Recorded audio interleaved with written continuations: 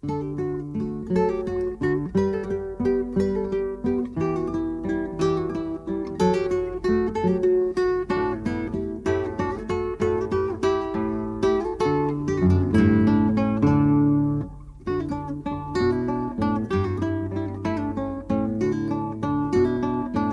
morning, everyone. There you go. I thought you were out there. I thought it was having a hallucination.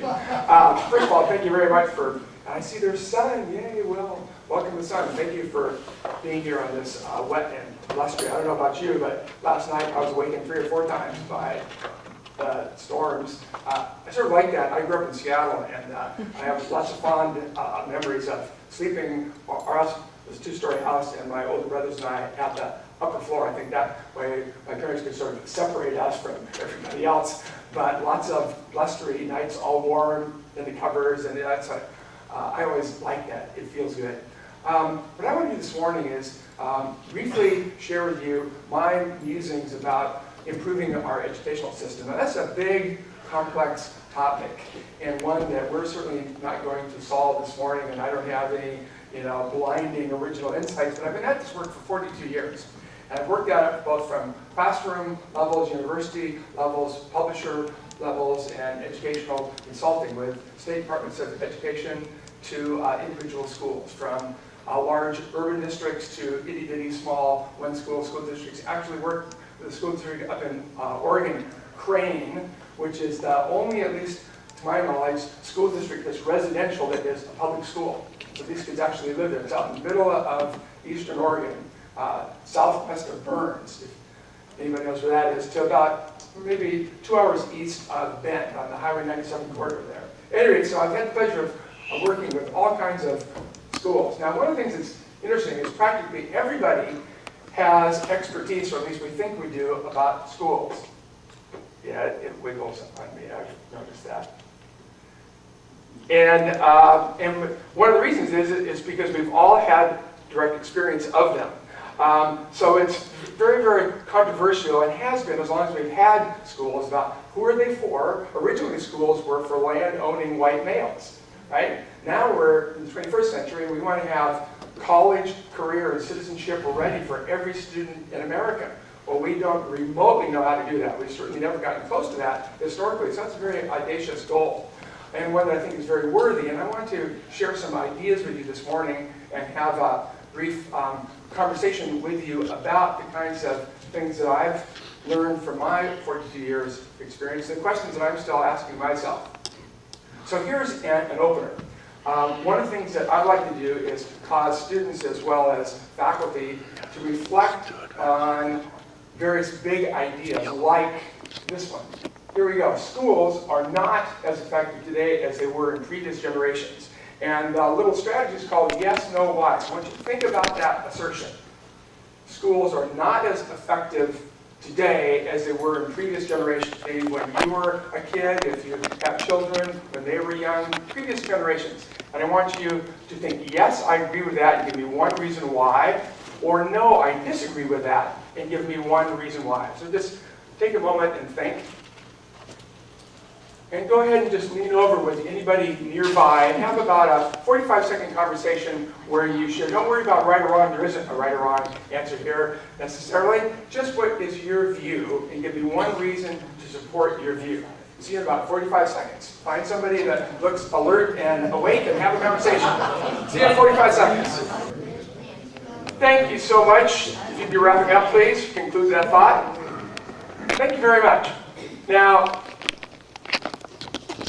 here's a slide of one of our historical figures in modern-day politics, Senator Daniel Patrick Moynihan. And he's known for many things, among which one of my favorites is a quip of his. It's almost taken on the level of an aphorism. And here it is. Everybody's entitled to their own opinion, but not his or her own facts. So when we look at any question, we've certainly come through a recent election. It was very difficult to even get politicians to agree on what the facts are, let alone propose various solutions to the problems. And I would argue similarly, our question here, what are the facts? Let's quickly look at just a few of them. One is high school graduation rates. So this is from the U.S. Department of Education Office of Statistics. If you go back and look at the turn of the previous century, less than 10% of students were graduating from high school. We saw a steady increase all the way up through the late 60s to where it was about 3/4. Now we have flatlined. A recent report that came out a year ago indicated we're still at about, you see right here, 74%. Basically, we reached a plateau of high school graduates about 1975, and that's where we are currently. And of course, if we unpack the demographics, we'll find it's very different. If you're Latino, the graduation rate is about 55%. If you're African American and male, and live inner city in poverty, then the graduation rate is less than 50%. If you're white or Asian, it's over 85%. Nationally, it's about 75%. Now we have something called the NAEP. The NAEP is often referred to as the nation's report card. NAEP stands for National Assessment of Educational Progress. And this is probably the most reliable indicator of student achievement we have in our country. They use what's called a stratified random sample. So they don't test every kid, but they test representative kids in all 50 states in math, reading, and now science. And here's what the scores look like for 8th grade math. And actually, the main thing I would call your attention to is that the trend is slightly up, not dramatically up, but slightly up. If you see these little asterisks here, that means that that score is significantly different from the score right here in 2011. So we're making a little bit of progress there. Indicate. If we look at 4th grade math, we can see we're making even more progress. And again, here's California, here's the nation. We're a little behind, but our trend looks about the same. Here's reading, something very near and dear to my heart, as Tom indicated. And once again, some slow but steady progress, particularly in the 2000s when we had something called Reading First, which looked like that did have some return on investment. But once again, nationwide, that's not a tremendous graph. If that were your bank account or your stock portfolio, you would want higher return on investment. But we couldn't say things were great back in the 90s, and now we've gone to you-know-what and hand bucket. They look pretty flat, maybe a slightly upward trend. If we look at 8th grade reading, very flat. So here we go, 253, 255, those are not statistically different. So basically, flat lining. We're no worse, but we are no better. Oh wow, paradigm shift. In other words, the evidence actually indicates schools by objective data are as good now, or maybe even in certain instances slightly better, particularly if you're white or Asian or middle class, than they've ever been, or at least as good. However, the paradigm has shifted, meaning that the demands of our world have shifted. That's why there's this tension of this obvious need. Even the label blue collar. You take your Lexus or your Honda or your BMW or your Volvo or your GM product in for a tune-up, and you look at the actual reading when they read those chips on the computer screen, that technicians, we need a new color for blue collar because the level of literacy required, the level of problem-solving and thinking is real different than the guy working at the Shell station with my straight six in 1965 that was working on my Chevy. It's a different ballgame. So the world, what's caused this feeling that schools are not as good as they used to be is the demands for literacy, numeracy, problem solving. Communication, written and spoken communication skills are higher now than they've ever been because our world is more complex. We have more information. All that information, or a lot of it, is available on every internet-connected device. So we are drowning in information, making sense of it, being able to act on it, being able to solve problems and work with it is arguably more complex and more difficult now than it's ever been. Raise your hand if that logic makes sense to you. Yeah, so I think that's why there's this tension. Not the schools are worse, it's the demands have outstripped the adequate or okay performance that schools are providing. So we have to ask ourselves, what can we do, right? Now I realize that this is basically unreadable, and that's okay. You see the big idea is fairly clear. This is all 50 states. This is something called proficient. This is the level to be proficient. Here we're looking at standards. That means the goals set by states for what do students have to know and be able to do. So in this case, All 50 states, with the exception of Massachusetts, their goals, according to the bars set by the NAEP, don't even reach proficient. Proficient would be what would be required for college readiness. So the bar has been rather low. If you ask, well, where's California? Right here, right about in the middle. If you say, well, how about reading? We see basically the same thing. Well, now it's all 50 states. And California is actually up near the top end, but they're all significantly below proficient. So what this has caused this national conversation about, wait a minute, all these states have their own tests and their own definition of what is proficient, right? Proficiency on state tests, in other words, does not equate with NAEP level, National Assessment of Educational Progress level. So that's why there's this conversation happening in all 50 states around something called the Common Core State Standards, meaning the Governors Association and others have gotten together and say, we need a national standard.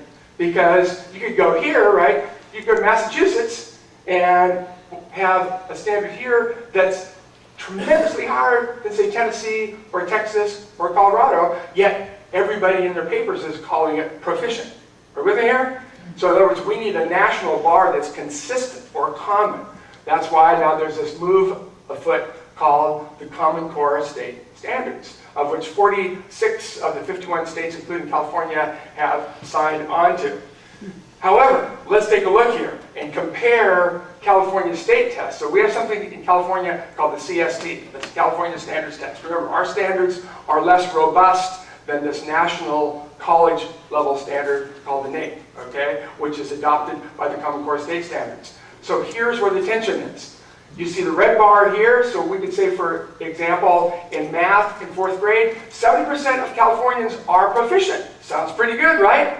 If we look, however, at the Common Core bar, the bar set by the NAEP, National Assessment of Educational Progress, it is just over 30%. So which is it? 70 or 30? Depends on the test. That's why folks want a national test. So this looks this way, this profile, in all 50 states. So we have a challenge here. Now everybody knows raising the bar, so the Common Core State Standards, as you can see here, raises the bar, makes it harder. Of course, that's the easy part. Raising the bar will not make students more proficient. In other words, having a harder test does not make anybody smarter. We have to figure out how can we get students over the bar. And my assertion is external policies alone will never cause this to happen. We have to figure out how to teach better within each and every classroom. And that means we have to figure out how to administer better, how to create better materials. In other words, we need a better system, not simple quick fixes or bigger punishments or more exciting incentives. Those are the easy things. And what we've found is those characteristically do not work. So let's look at what some of those recommendations are. Now I'm going to caricature, meaning I'm going to exaggerate to make a point. But what I want to try to do is show you how either the left or the right misses the point. So the typical Republican responses to improving schools look like this: vouchers, charter schools, schools of choice, market-based competition, run schools like businesses, break the power of the unions, high-stakes testing. Raise your hand if you've heard or read articles about any of those topics. Yes, and if you actually look for empirical evidence to support them, you're going to find it is lacking. There's precious little, there's lots of rhetoric, lots of opinion, lots of scholarly writings. And the truth is we don't know for sure, right or wrong, but the evidence to date does not strongly support any of these as a silver bullet, as a magical answer. Similarly, on the left, we have things like increased school funding, smaller class sizes, longer school day, required high-quality preschool, going back to Johnson's War on Poverty in the 60s. Many of these are not new ideas. Better pay for teachers, and also higher stakes testing. Now here's my premise, is that little solid research evidence, as near as I can find, and I follow this reasonably closely, provides strong efficacy data that these so-called reforms actually improve student achievement. Things would show up on really quality tests like that NAEP, that National Assessment of Educational Progress. And I say most of these. If you press me, I would say there is some evidence that a longer school year, that more time is a variable that matters. If you press me, I would say high quality preschool, not just preschool. High quality preschool, particularly if you are impoverished, a single parent family, and have low literacy in the home. In other words, for most of the folks here this morning who are middle class, upper middle class, well educated, we find whether or not your children went to preschool did not matter because you have that rich environment in the home. Thousands of hours spent lifetime reading, interacting with children, language rich. We know that does not describe homes of poverty. The language level alone, therefore the vocabulary, which impacts student learning from day one. But all that said, my point is that all of these don't have sufficient power, even though some of these might be worthwhile. So here's my conclusion, and that is that fundamental improvement requires significant changes focused within the classroom. See, all of these are external to the classroom. I'm not saying they're all unimportant, I'm saying they're not right at the nexus of where things have to change if we're going to get the kind of improvement we are shooting for. So simply more policies, more laws, more tests, more charters, more of this will not create the results that my experience and my read of the evidence tells me we need to do. I wish it were that easy. See, these are all easier. What I'm going to be suggesting is much harder, and to figure out how to do that in every single school and every single classroom is one of those major conundrums, one for which I do not have all the answers. Trust me. So here's an aphorism for you. This is from a former high school principal in the state of Colorado. He says there are only two ways to improve results. Redesign the school based on best instructional practices or get new kids. And why people always giggle when they hear that is there's a ring of aphoristic truth there. And that exactly reflects what the evidence indicates. The single biggest predictor of student achievement is who your parents are. Raise your hand if you've already observed that life is unfair. Yes. So we know that is a fact. So that what we want to ask then is, okay, well, the get new kids part is not an option. So redesign the school around best instructional practices. Now, at some level, everybody agrees with that. Who wants to redesign the school around worst or faddish or insignificant instructional practices? No one. We all want best. But here's the challenge. We have to be able to adjudicate, agree, best according to what criteria. And here's where education has been in a passel of trouble since its inception. It's been based primarily on, historically, on the model of the Catholic Church. That's where our educational system has its foundational roots.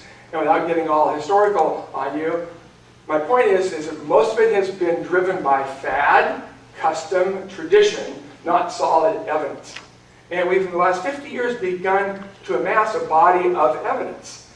But becoming an evidence-based profession, we are just scratching the surface. We have a long way to go. So I'm arguing we can't adjudicate best unless we get coherent on what do we mean by best. Is best just your opinion or mine? Or whether you have letters after your name? Or whether you've been doing it longer? I mean, let's just take something like experience. You could have 30 years experience, but it might actually be 1 or 2 or 3 years experience 30 times.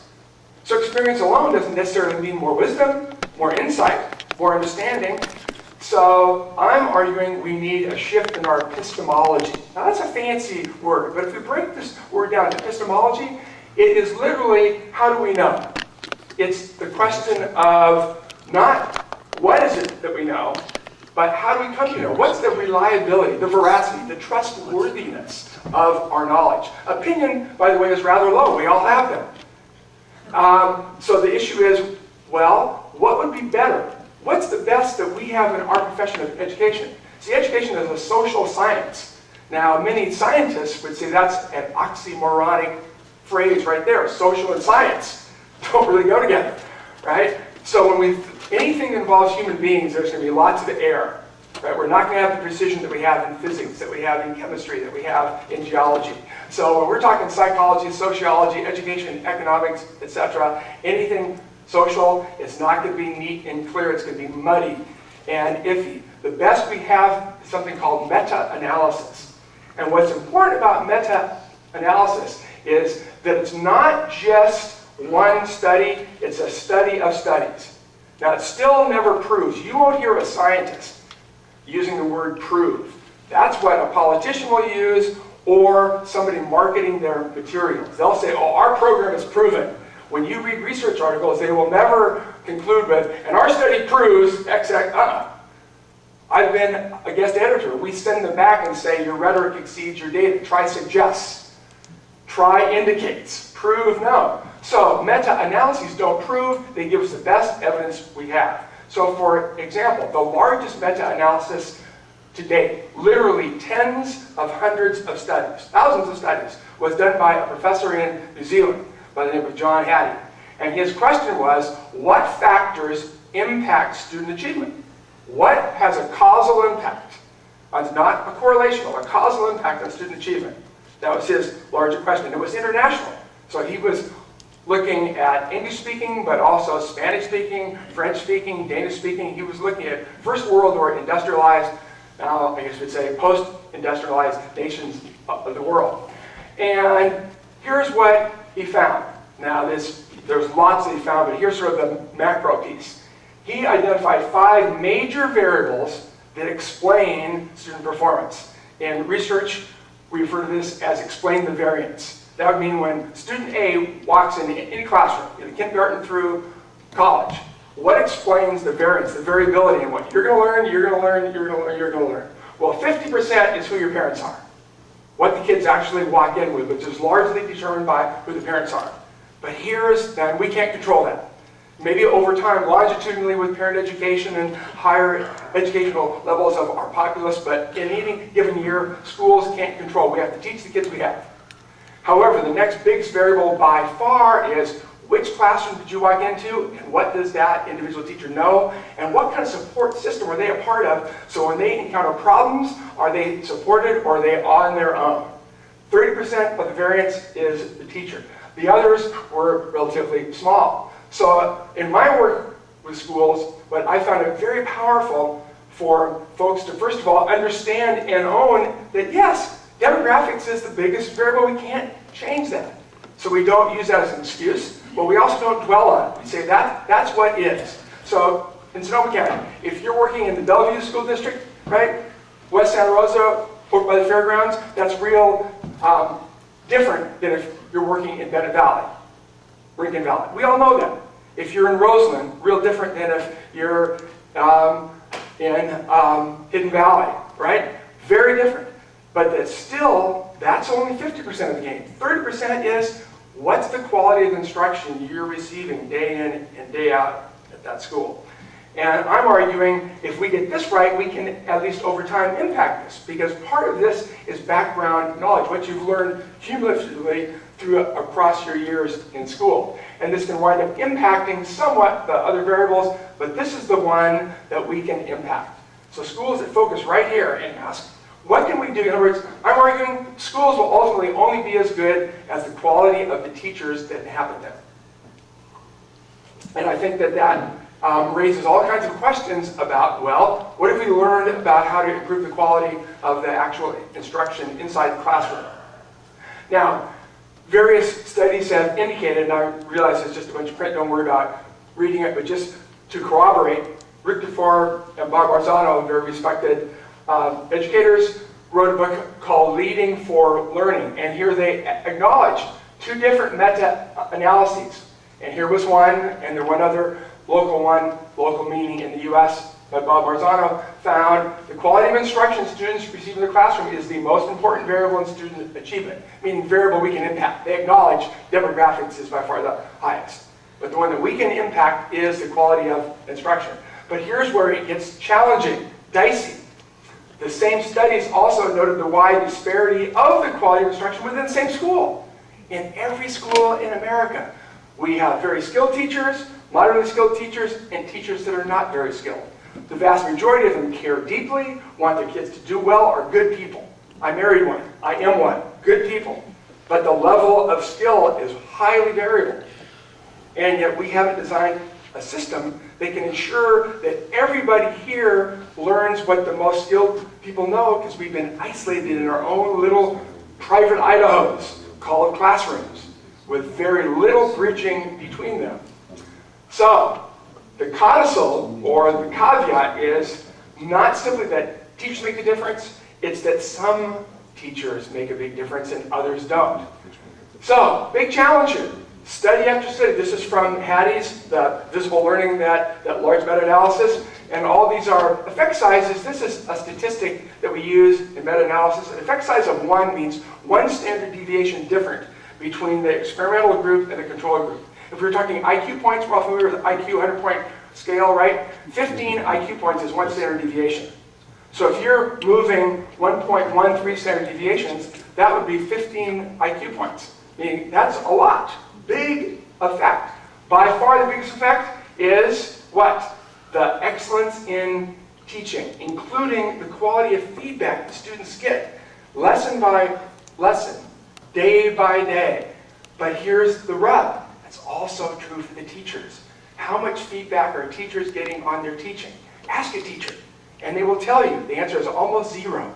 We have this ritual that's more like kabuki theater called personality evaluation, where the principal comes in maybe once or twice a year with a little check sheet, and you do your dance, and they do their dance, and everybody realizes it's not very effective. I mean, that's why, and you've read the horror stories, right, or Waiting for Superman, well, going to New York City, and 99.99% of the teachers are above average. Everybody knows it's goofy, right?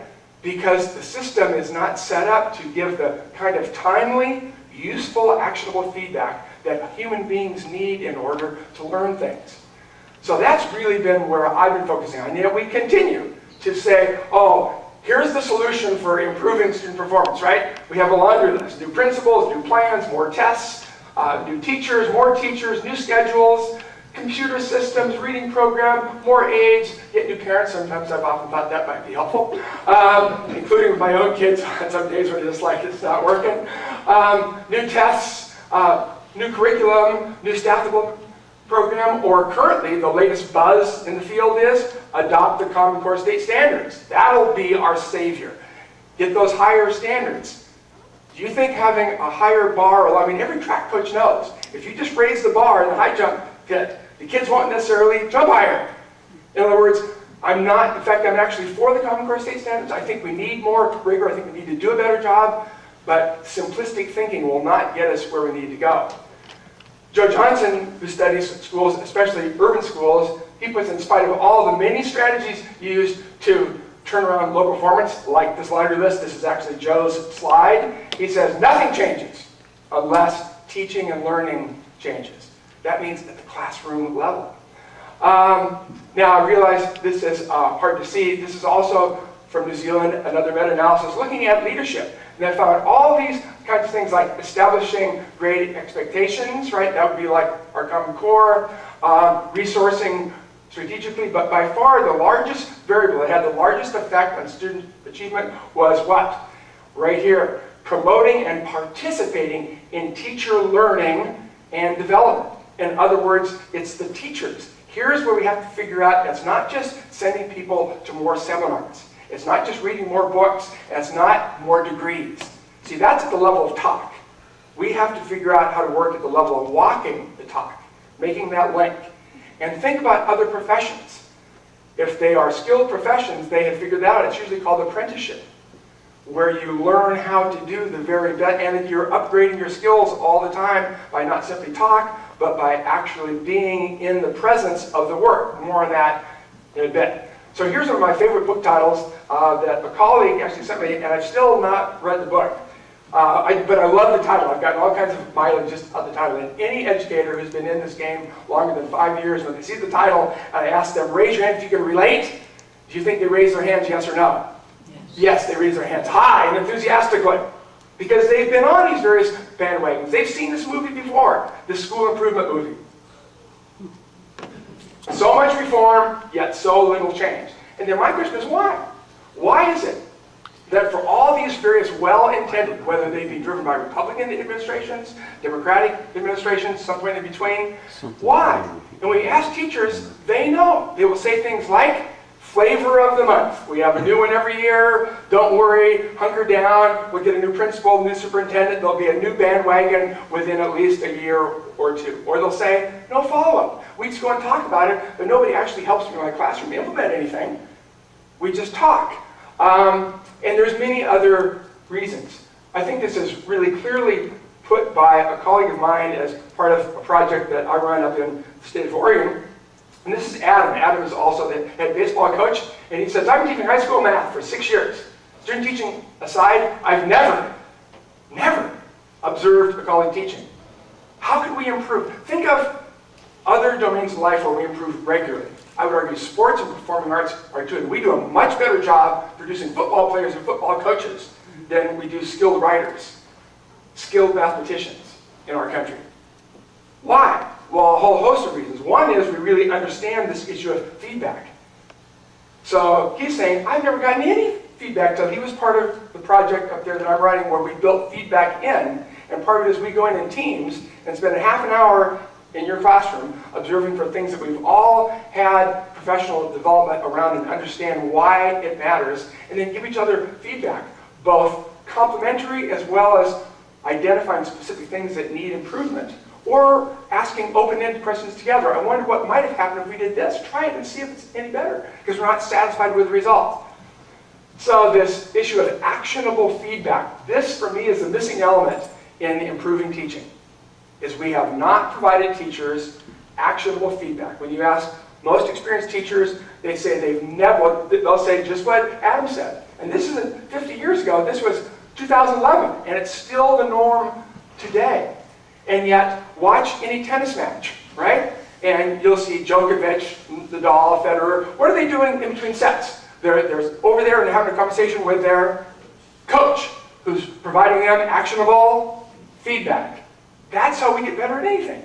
And we've been doing this for centuries, right? Human learning has always been, at its core, the same. Whether it's how we learn how to hunt. We didn't say, here's the spear, good luck, watch out for the cats with big teeth.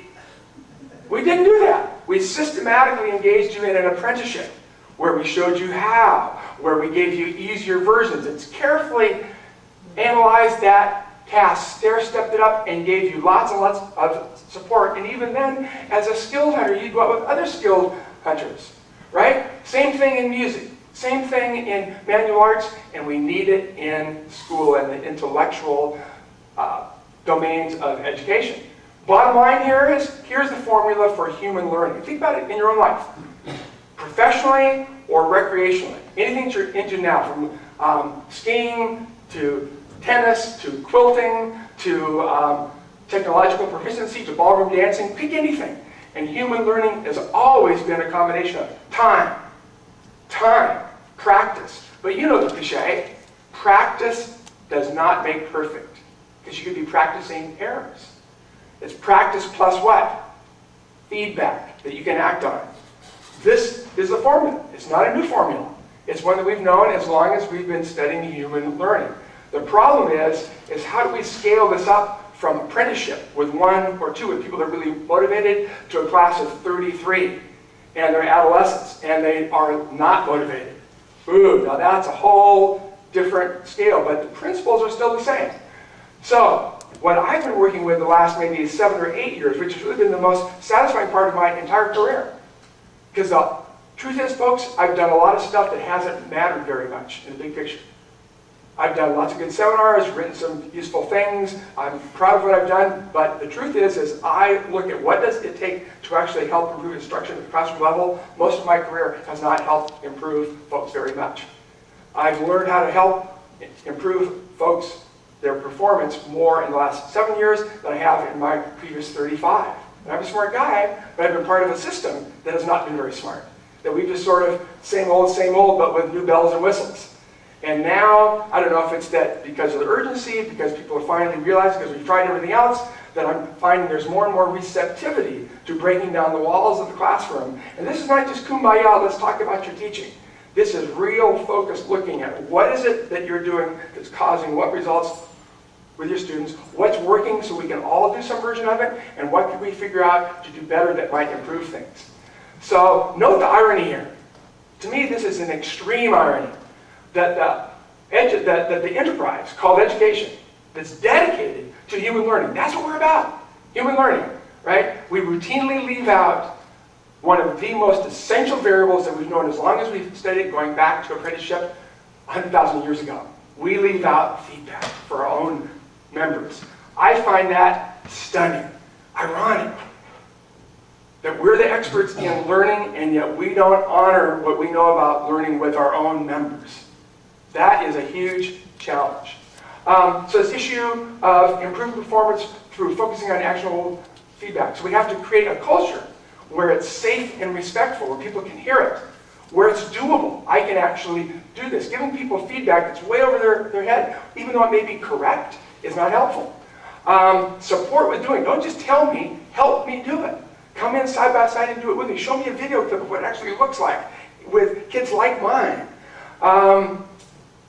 Give me time to reflect on it so I can actually look and see what's happening. Build it into our system so we all get smarter or more competent by the virtue of how we work together. In other words, in a school that's really working, if you spent a year there, say, in the math department, you would be a better math teacher by the end of that year by the way you work together. It would be impossible not to improve because of the quantity and quality of feedback you would get on your math teaching. Not just talking about it and comparing opinions, but actually looking at the actual evidence at the classroom level.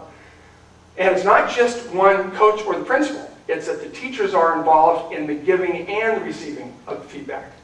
So this culture, here's what I found is really significant. Is one, we do these things called learning walks, where we have teams of teachers that spend 15 to 20 minutes once a month in each other's classrooms. And that we collect observable evidence, and then we give the feedback right away. One of us simply steps in and takes over the classroom, while the teacher steps out, we give the feedback right there in the hall standing up. I find if you do it standing up, you get quick and you're at the point. And then you get a written version of all of it that then we can talk over in more depth later. Learning pairs. Every faculty member is paired up with a colleague of their choosing, and we rotate every semester, where you then visit your colleague using the same format, but with the collegiality and the informality of a colleague that you have selected. Video. I think video is probably the largest unused resource in improving education. Meaning video of our teaching and then pulling out selected clips where then we look at things we're all working on, whether we're working on improving students' academic language, improving their critical thinking, whatever it is we're working on. Improving how we give feedback by not just talking about what we think we did, but looking together at what we actually did. That is so powerful. That's why we've been using it in sports and performing arts for decades. And then many demonstrations where we actually show each other what we did, don't just describe what we did. Now it's interesting that this conversation is not just happening in education. One of the people who's influenced my work tremendously over the last decade is a surgeon. His name is Atul Gawande. He's also at the Harvard Medical School. He wrote a book, he's written 3 or 4. He's also a regular contributor to the New Yorker. If you visit his website, gawande.com, you can read in more depth about a number of things that I'm talking about this morning. But what he's found is well summarized by one of his colleagues, Malcolm Gladwell, also a celebrated writer for the New Yorker, has a number of bestsellers. The Tipping Point is probably his best known book.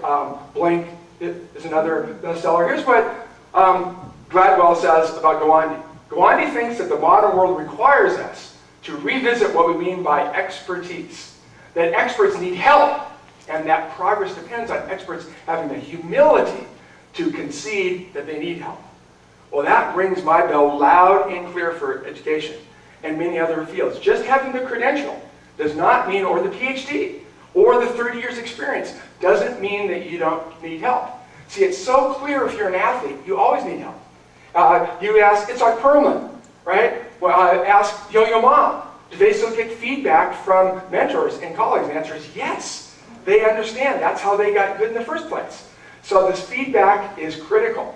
Now, I want to just read you this and have you think about it. This is pulled from an article that Gawande wrote called Personal Best. Top athletes and singers have coaches, should you? And the you is not simply referring to teachers, it's for anybody in this modern world that wants to improve their performance in anything. And here's an excerpt. Elite performers, researchers say, must engage in collaborative practice, sustained mindful efforts to develop a full range of abilities that success requires. You have to work at what you're not good at. In theory, people can do this themselves, but most people do not know where to start or how to proceed. The coach provides the outside eyes and ears that make you aware of where you're falling short. This is tricky. Human beings resist exposure and critique. Our brains are well defended. So, coaches use a variety of approaches, showing what other respected colleagues do, for instance, or reviewing videos of a subject's performance. So I'd like to share with you, here's what a few teachers in a related project, this is funded by the Gates Foundation, so it's much larger than my modest projects that I do in various states.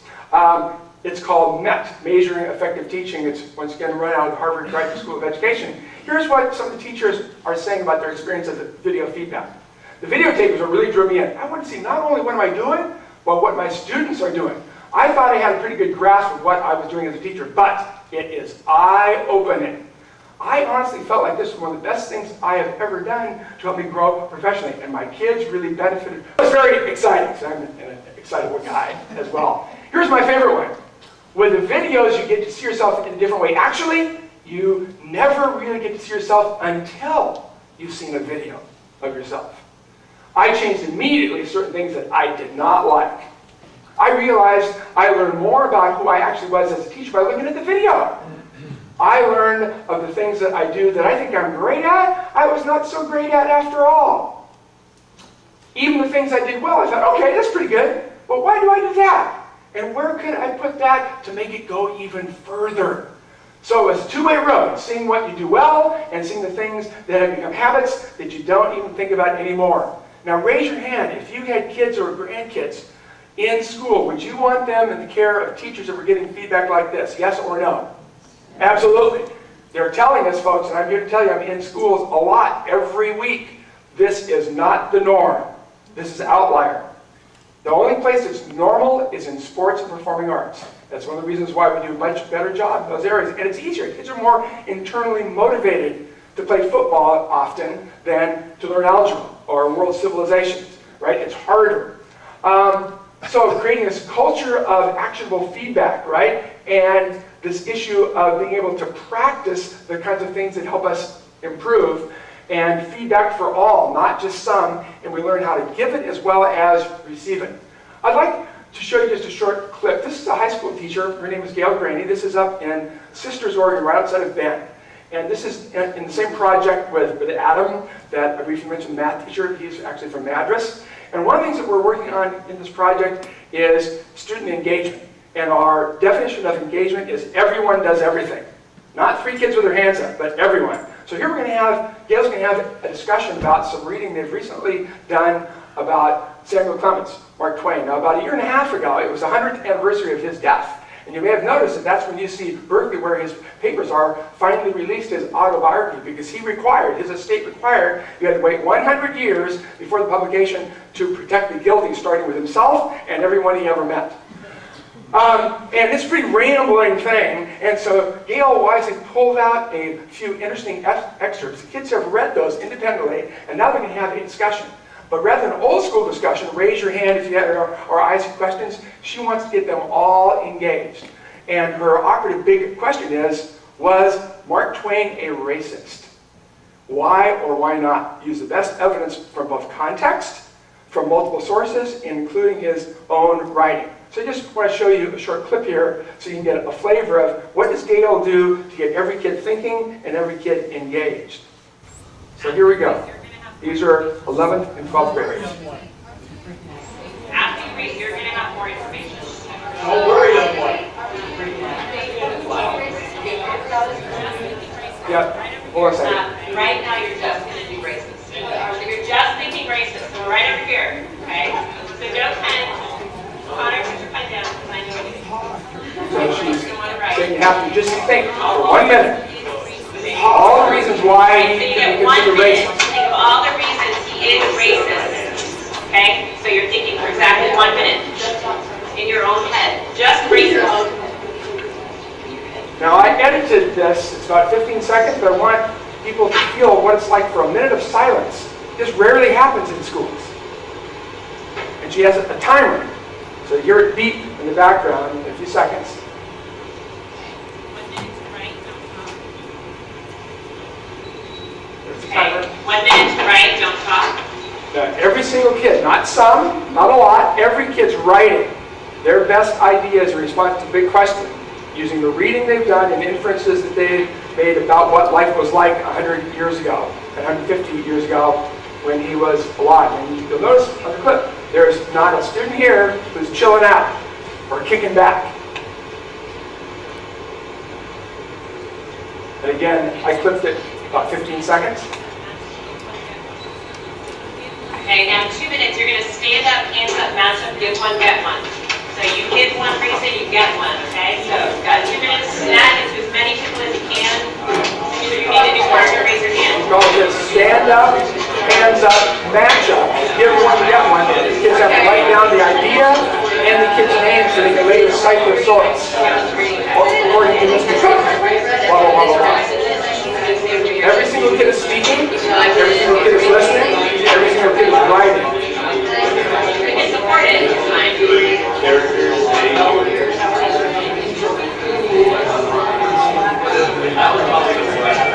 I'm going to stop it here. Now what happens is, then they sit back down, then they do the same thing now from the opposite view, not a racist, right? And then they have a whole class discussion. Based on this kind of setup, do you think she could call randomly with no hands up on any single student and they would have something productive to say, yes or no? Absolutely, yes, that's exactly what she does. Because her classroom is an everyone does everything classroom. And then for their independent work, after they had a very ranging discussion and lots of opinion and lots of inference and going back and citing their sources and quoting Twain, we said, okay, if your birthday ends in an odd number, you have yes. Even numbers you have no. I want an essay supporting the best evidence you can write tomorrow morning. Not your choice. I've given you the best. Fabulous. Because it's not just about your choice, your opinion, it's can you support things whether you agree with them or not. Can you get inside that level of critical thinking? Now, that's just one short clip to give you the flavor of this. Here's one from high school. This is also high school. This is math. And sadly, the other clip did not come out, but you'll get the flavor here. What's really cool is the teacher here, Danny O'Neill, he actually shot the clip walking around holding the video camera, right? So I realized the sound isn't great, there's no voiceover, there's no music. That's the point. This cost us nothing. This was done just holding his iPhone, just using the technology we have. And the first thing that he's showing here is here kids are taught to monitor their own progress. It's not the teacher's job, although obviously the teacher has a grade book. Kids have to know what they know, what they don't know, what they need to learn, and examples of what they need to know. So watch how the kids explain this. You'll also see a few of them are a little bit shy at first. It's rather cute because he's walking around with a video camera right in their mugs. What is this that you're looking at there, Rachel? My notes and 3-column chart. Can you explain that to me? It is a list of everything that we've covered and if we mastered it or not. Okay. What kind of concepts do you have there? Adding and multiplying and dividing rational expressions and equations and functions. Solving rational equations. Okay. And what else do you have along with each concept and your analysis of whether or not you understand the process and master the skill? An example problem. What would you use the example problem for? Something that you're struggling with that you can ask someone as an example that you need help on. Yes. What else? Whether you have the process understood. Yeah. Skill mastery. What if you do have the skill master? What could you use an example for? Helping somebody else. Learning is beautiful. Now, my favorite clip is the next one. For whatever reason, it did not transfer, but maybe we can get it up on the internet if you're interested, is what he does is he has the kids look at their own self-assessment. This is a Tuesday, the unit test is on Thursday, and has the kids that haven't mastered everything, they identify one thing they need help with. That's about a third of the class. And they then have the other kids stand up and they say, you have 7 minutes, find somebody standing up that you can relate to in groups no larger than 4 and take the sample problem you need help with and go get help. And then if you figure that out, then you stand around and join other peers and help them. This whole thing was seamless and beautiful. And then he goes around and monitors. And most of the kids are able to do this quite well because they've been doing it for a semester. A few of the kids need some intervention, a little more support because they're kind of just chatting about it. But it's a kind of peer tutoring that we find all the way through college and graduate school, that when people, probably you did it yourself, when you were studying for something hard, confusing, raise your hand if you find it helpful, explaining it to somebody else and hearing their version of it. Absolutely. Systematically doing this in a classroom. You should see their achievement scores at Sisters High School in the math department. Amazing. And it's, when you look at it, what's going on here is that the level of feedback that teachers are sharing with each other, they're just not talking about what they did. Danny, he can sit down with his colleagues in the math department and bring up his laptop and say, here's the way we're reviewing. How do you do review in your classroom? Wow, that's powerful. And not that there's any one way, it's that let's look at the evidence and see which ways are most efficient and most effective. And if we find something, then we're going to all do it as a department. Because it's not just your own bias or your own style, it's what's most effective for student learning. Okay, so we have this whole issue of developing this across a faculty, right? So we embed these in practices like we have these things called PLCs, or professional learning committees, which is basically like departments. So it might have a math department. But what we're looking at is evidence of student performance, and then not just talking about it, we're actually in and out of each other's classrooms systematically and collecting video footage of critical issues that we're all engaged with, whether it be review, whether it be introducing challenging concepts, making our lectures more interactive, getting kids actively engaged in levels of critical thinking, of analysis, interpretation, justification, citation, not just memorization. Powerful stuff.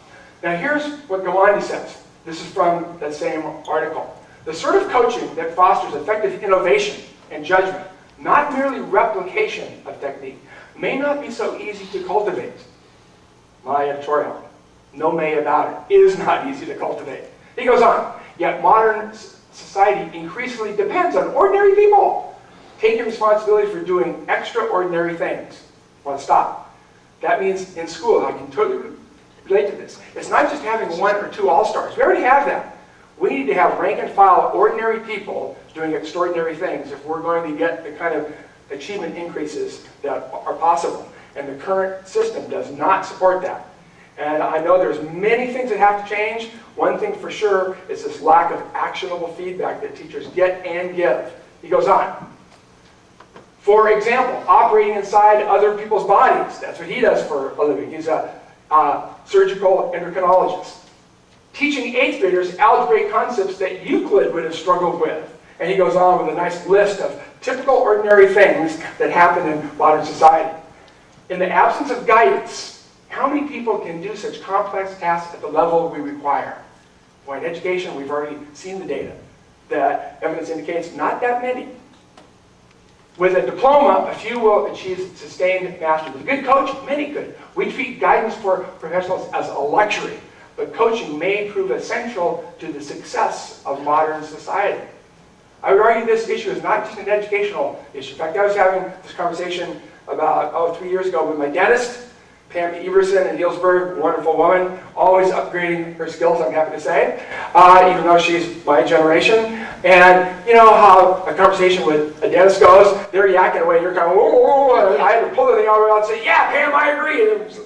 But she was talking about how this new thing in dentistry was called evidence-based dentistry. That's when I pulled out and said, hasn't it always been? She goes, oh, you don't want to know, Kevin. So in other words, this is not just an issue in education. It's an issue in many professions where we've been pretty random and pretty haphazard, kind of all over the map. And often in education we call all over the map creativity, which is masquerading the fact that we don't have the sustained focus based on the best evidence we have, and then ongoing cultivation based on evidence we produce daily in the classroom. So this issue of giving feedback, and this is kind of language that we use. For example, we're giving feedback, saying things like, I noticed that students were, and then describe exactly what I saw.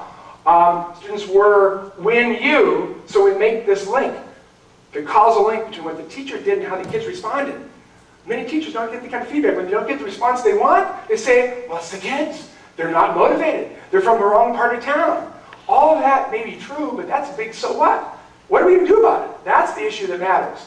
Notice in our form we have real specific things, engagement, critical thinking, etc., but half the form is blank.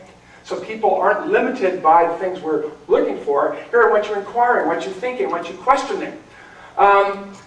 It would be what surgeons call scrubbing in with each other. I had one of those little informal but life-changing conversations. I was riding on an airplane about 6 years ago from LA to San Francisco. And I ride on airplanes a lot. You know, 1K flyer, over 100,000 miles a year, because I work all over the place. And I have down my whole travel gig. I have my iPod, I have my iPhone, I have my books, I have my magazines. I'm very self-contained. Now, I like to talk, but I also would give people their space often. I want mine. So I can tell. I always introduce myself. Hi, I'm Kevin. How are you? And then often that's it. They don't want to talk. I don't want to talk. We're all burned out. You know. But sometimes people want to talk. And this guy wanted to talk. And happened that he was on his way up to Seattle, my hometown. And said, oh, what are you going to say? Well, I'm a surgeon, and I specialize in joint replacement. I got a bad knee from a ski accident, actually hanging out with this crazy character, and probably too many miles, trail running up in your lovely park you have right behind Oakmont here. So this is not just a rhetorical conversation. And he said, oh yes, there's the University of Washington, the UW, we call it. They've developed a new techniques, about 15% new from what I've been routinely doing for my patients in Los Angeles. And I said, well, how do you learn this? I said, well, I've read about it, I've watched on video. Now I'm going to go up and scrub in with them for about a week and a half. He said, tell me about that. And he looked at me like, well, how else would you learn anything? You don't just, read about it and talk about it. You scrub in with. What's that look like? Well, I'm going to do about 50 procedures in a week and a half. About the first dozen, I'm just going to watch. I'm going to scrub in with, but I'm not going to do a thing. About the next 15 procedures, I'm going to be part of the team, but only do that 85% that I'm already skilled at. Then the last about 25 procedures, I'm going to do the whole thing, but they're going to be right at my elbow, so in case I overlook anything, they'll be right there so the patient gets the optimal result. I went, bingo, that's what we don't do in education. We talk and talk and talk it to death, but we don't scrub in with. And he looked at me and he said, how do you learn hard stuff? Said, you know what, we're struggling with that. Some people figure it out on their own, or they form informal allegiances with others, and they figure it out, but a lot of us don't figure it out. We work hard, we do the best that we can, but it's kind of spinning our wheels. He said, no wonder our schools are in trouble. I said, well, it's more complicated than that, but that's part of it. So this issue of scrubbing in with, right, where we have this agreed upon focus. What are we doing? We have coaches, we have teams. Here's a schedule from Bend High School. My good buddy up there, H.D. Waddell, the principal. It's complicated. These are all teachers. He has to choreograph this whole thing, rotating subs, having teachers donate prep periods. I mean, it's complicated. He's having to change the way they work together at that large high school. It didn't happen overnight, but you know what? They're on fire about it. Even some of his crustier senior faculty, people my generation, they've seen the fads before, and they're kind of understandably skeptical when, you know what, they're totally on board. It's the best stuff we've done in decades, if not ever, because they see the validity.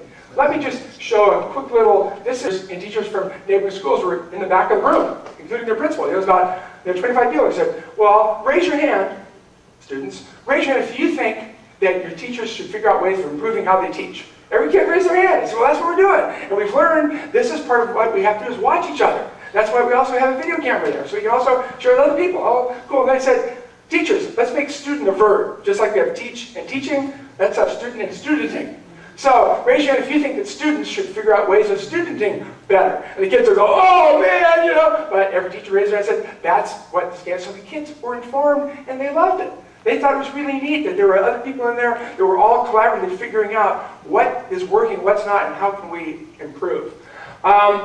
Let me show you, this is Madras High School. 52% of the kids are Native American. 85% are free and reduced lunch. This is on the Oregon Assessment of Knowledge and Skills, or the OAKS. Look at the amount of growth in both math and reading. Even though we're focusing on literacy, mathematical literacy, explaining your thinking, the order of operation. How did you know you had to add a -6 to each side of the equation, da-da-da-da-da. Powerful stuff. But look here, these are the subgroups, right? Now, while everybody improved, look at the blue. That was 3 years ago. Look at the yellow here. That was a year ago. But notice limited English proficient, 400% growth. Special education, 220% growth. Now, they're very cautious to say, don't go bragging about that. We were failing these kids, abjectly failing them forever. But we're starting to move. Do you think the school is excited? Yes. They're working hard, but they always worked hard. Now, it's a cliche, but it's true. They're working a lot smarter. But look at these Native American kids. This is the issue there. And let me tell you, life on the res is not a pretty picture. There's an elementary school out there, and the amount of alcoholism, the amount of fetal alcohol syndrome we see in the kids, I mean, it's tough, and schools can't solve that. That's not a school issue. It impacts the schools, but look at the amount of growth in these kids. These kids now have the possibility of doing different things in their lives than their older brothers or their parents did, because they're now in a school that's supporting them and becoming more competent. I'll end it here. Here's what Linda Boyle, their curriculum director, had to say about explaining this improvement at Madras High. She says, well, there's no doubt that many factors account for the significant improvement in student achievement here at Madras High School. We're convinced it was our laser-like focus on increasing student engagement brought to life by instituting learning walks. That's where we have these teams of teachers in and out, giving and receiving feedback. Learning walks across our entire faculty that allowed us to truly become a learning community. Specific feedback linking our teaching to student learning. That was the key. Now here, I'm not going to read all this to you. This is how Gawande ends his article.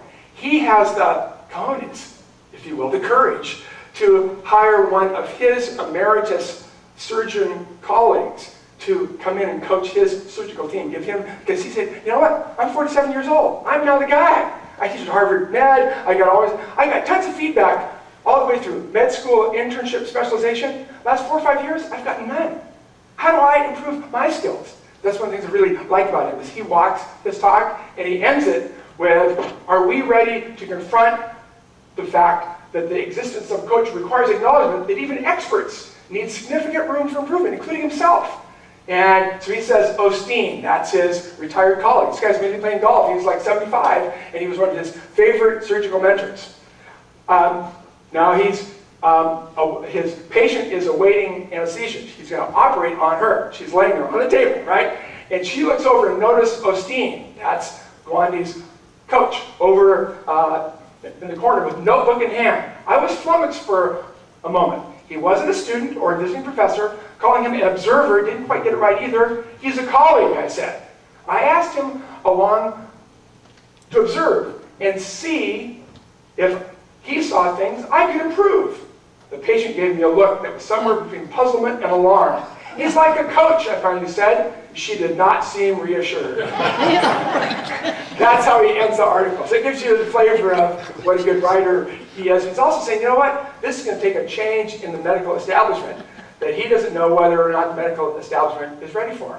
I don't know whether or not our schools are ready for what I found and others are finding works. I think sooner or later it will happen because we've tried everything else and it hasn't worked. To actually use what we know about human learning, this actionable feedback, which I would argue goes back to at least 100,000 years ago when we were hunter-gatherers. That's how we learn. Well, thank you for your attention. Thanks, Kevin. Kevin. Questions? Thank you.